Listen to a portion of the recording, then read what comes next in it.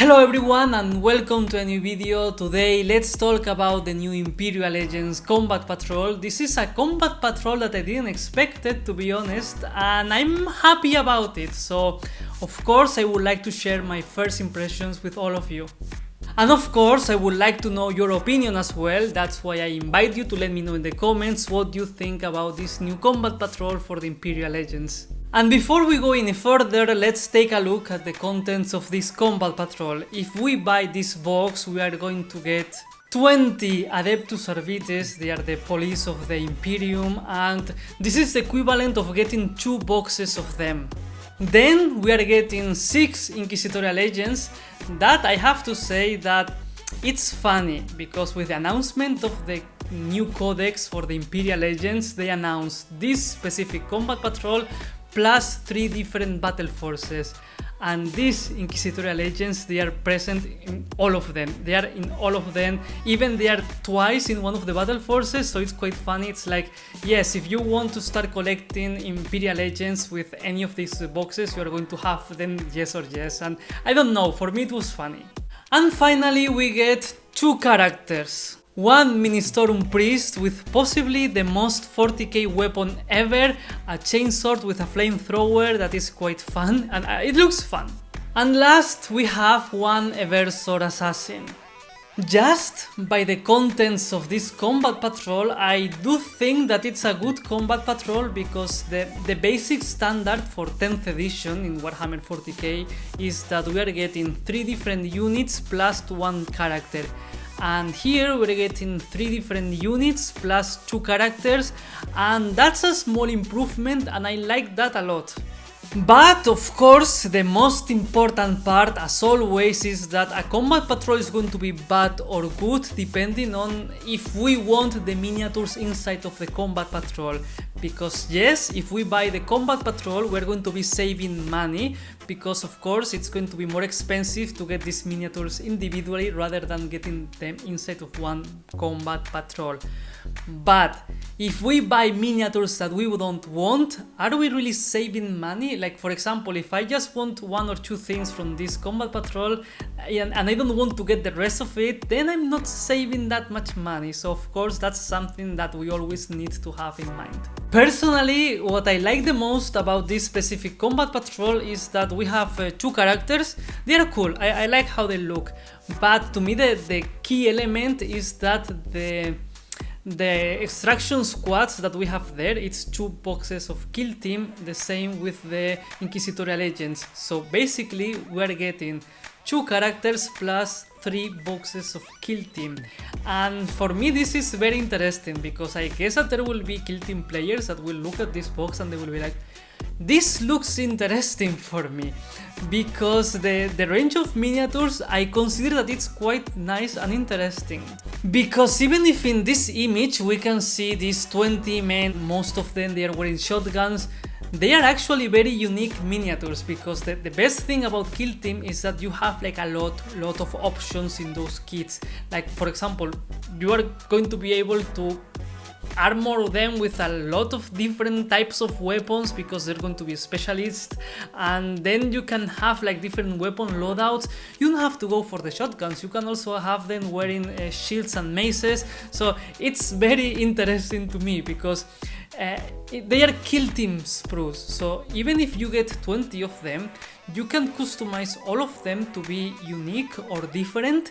So that's very nice, and I like that a lot. I mean, I really like that. And especially for the kill team players, I mean, it doesn't work in the same way as 40k.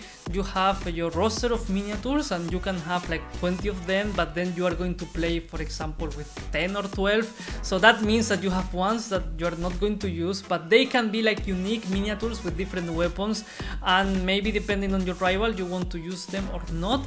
And that's why actually, for someone that is interested in the Inquisitorial Agents plus all of this extraction squad, that's good, because we have like 20 bodies and we can make every possible miniature for the roster of a kill team. So that's very interesting. That's why I'm not disappointed that we have 20 miniatures instead of having 10 of them and 10 of something different. There's something similar with the Inquisitorial Agents, because we can as well change them to be a little bit different. Like for example, we have a Servitor there with a heavy weapon. We can change that heavy weapon. There can be different ones, or we can change them a little bit, so that's good. I mean, for someone that likes to collect, assemble and paint miniatures, this specific combat patrol is quite great. Regarding the Imperial Agents, I would like to add that the 6 miniatures, they look very unique, but they also have like a lot of customization options. That's always great.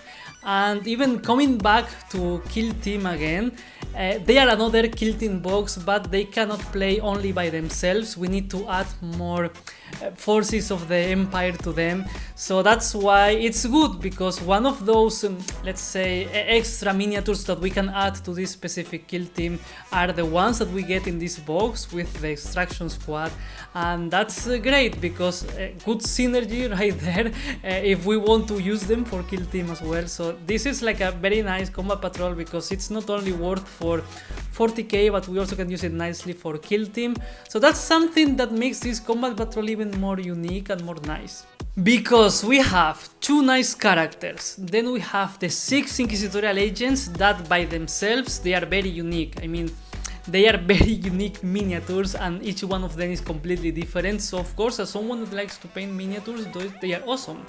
And then we have the 20 miniatures from the Extraction Squad that, as we established, those are Kill Team's proofs, so there's a lot of customization there.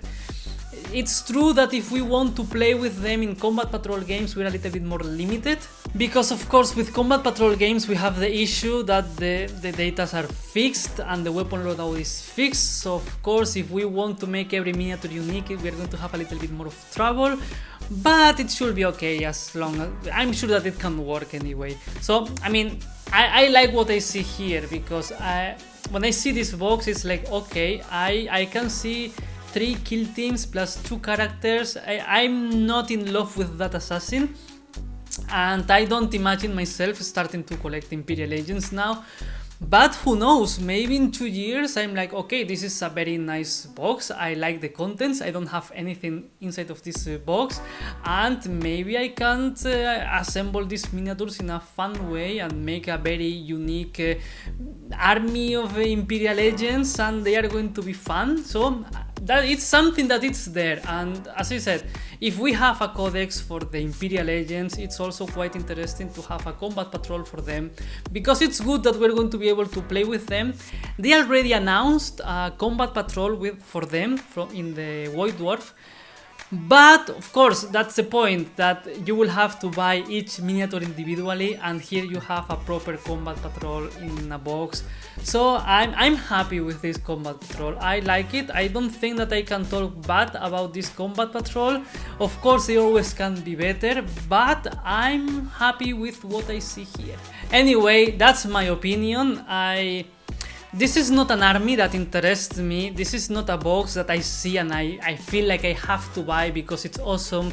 But as someone that, me personally, what I enjoy the most about Warhammer 40k is to get the miniatures, assemble them, paint them, and I enjoy that a lot. And then of course I like playing with them, but what I enjoy the most is like the assembling part and the building the army, making the army list and that kind of stuff.